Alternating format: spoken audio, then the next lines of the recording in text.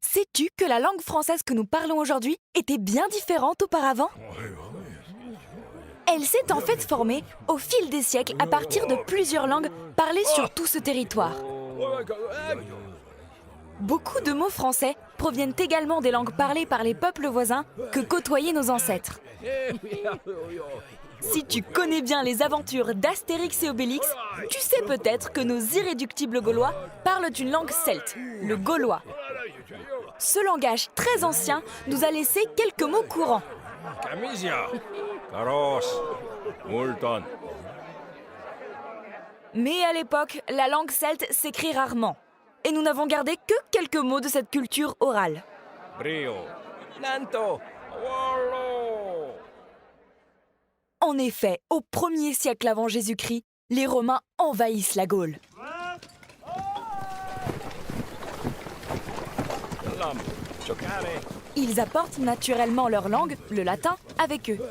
Velom, Portare, Bucam, Manducare, Graciam, Adjuxtare.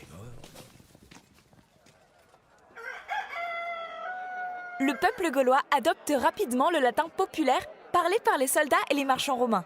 Ils transforment certains mots et les adaptent à leurs habitudes de prononciation. Cabalum. Hein? Cabalos? Cabalum. Ah, Cabalum.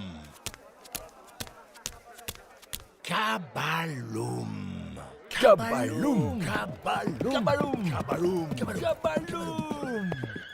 Certains Gaulois cultivés étudient le latin classique qui est parlé et écrit par les Romains érudits. Ecus. La plupart des mots français que tu connais aujourd'hui proviennent de ces deux types de latin. Le latin populaire Cabalum. a donné cheval. Le latin classique Ecus. n'est à l'époque pas directement adopté par le peuple gaulois. Il entrera plus tard dans la langue française pour former les mots équitation ou encore équestre. Entre le 3e et le 6e siècle après Jésus-Christ, les Francs envahissent progressivement le territoire de la Belgique et d'une grande moitié nord de la France actuelle. Ces peuples germaniques parlent le francique et adoptent le latin populaire en deuxième langue. Leur accent transforme encore la langue. Rossa. Rose. More. More. Les Francs introduisent également de nombreux mots de langue franque qui se mêlent au vocabulaire du latin populaire. Marcon. Marcher. Dinjan. Dindiare. Au fil des ans et des influences, la langue parlée en Gaule se transforme tellement qu'au 9e siècle, elle ne ressemble ni aux Gaulois ni aux langues germaniques et se différencie bien du latin populaire. Chamiseai. Cheval. Marcher. Une nouvelle langue est née, le roman. Rodeo amour. L'un des textes les plus anciens que nous connaissons dans cette langue s'appelle les Serments de Strasbourg.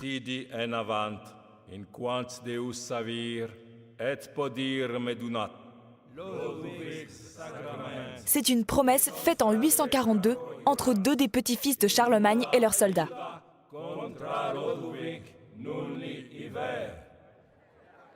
Le roman est alors parlé de nombreuses manières différentes.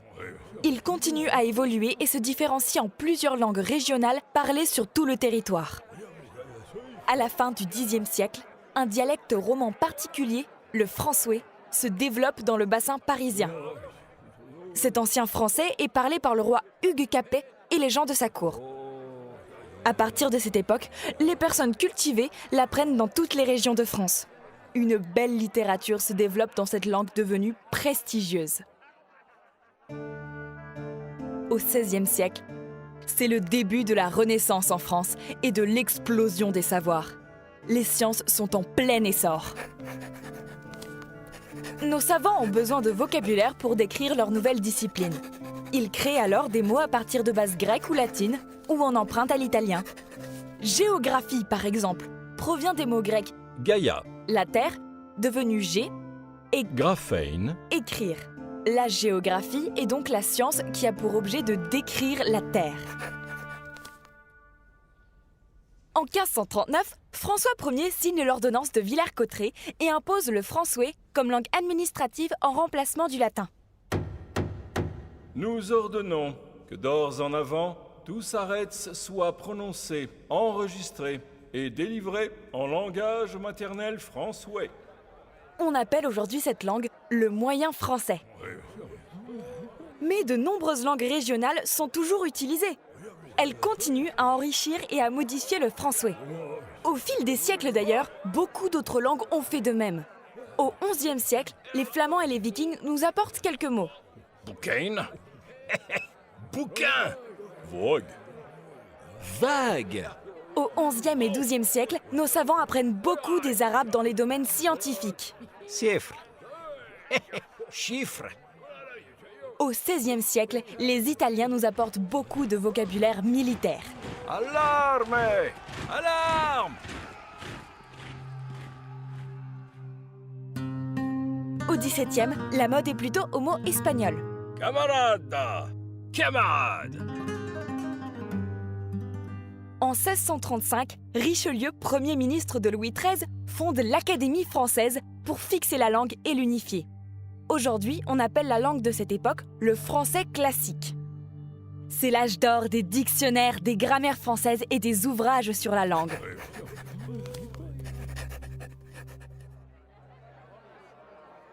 Même s'il reste minoritaire, de plus en plus de Français parlent le français. Ils l'apprennent souvent en complément de leur propre langue régionale. Le français classique brille par nos grands auteurs de l'époque. Il est également parlé dans de nombreuses cours d'Europe. Il devient une langue internationale pratiquée par les élites.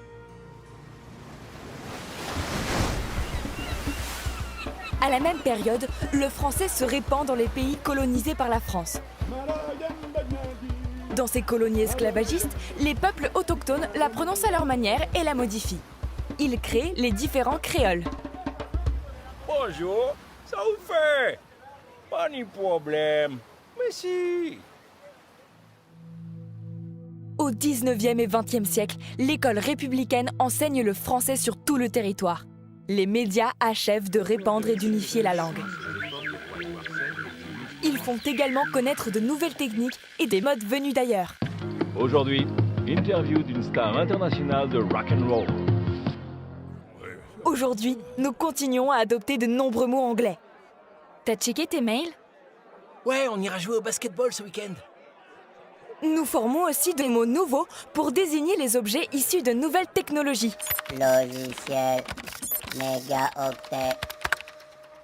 Eux aussi proviennent d'ailleurs du latin et du grec ancien. Tous les jours, les jeunes générations jouent avec les langues, renversent les syllabes et donnent de nouveaux sens aux mots. On a fait une teuf chambée avec un club là. Il a même liké ma teuf. Tu vois, le français est et a toujours été une langue bien vivante.